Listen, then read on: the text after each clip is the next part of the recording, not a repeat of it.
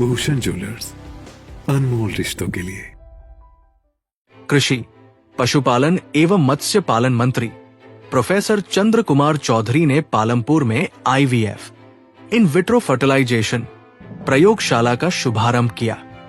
पालमपुर के विधायक आशीष बुटेल कार्यक्रम में विशेष रूप से उपस्थित रहे।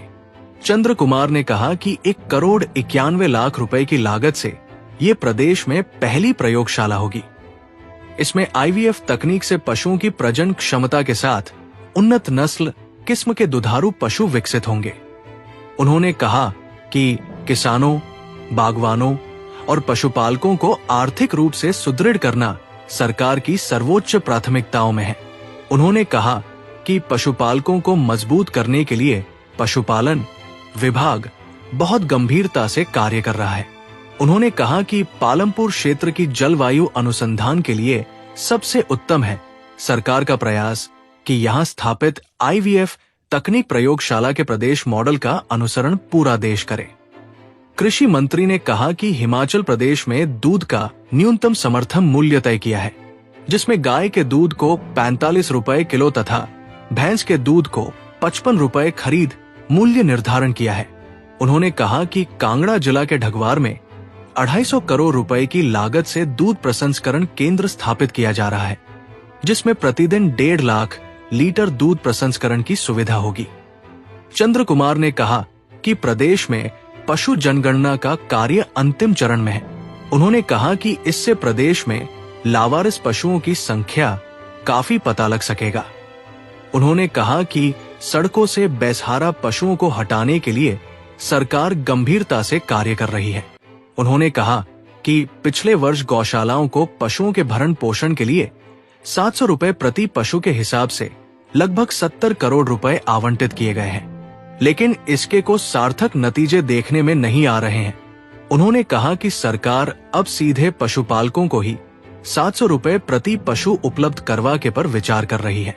उन्होंने कहा कि इस राशि को 700 से बढ़ाकर 1,250 रुपए किया जा रहा है। मंत्री ने वैज्ञानिकों से आह्वान किया कि कोई भी अनुसंधान प्रयोगशाला से जमीन तक पहुंचे, इस दिशा में कार्य करने की जरूरत है।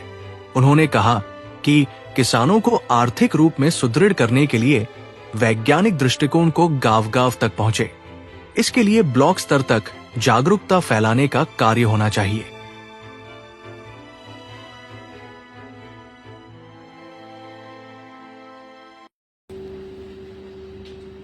और जो जो चीज़ें हम यहाँ एक्सपेरिमेंट करते हैं, जिस तरह से ये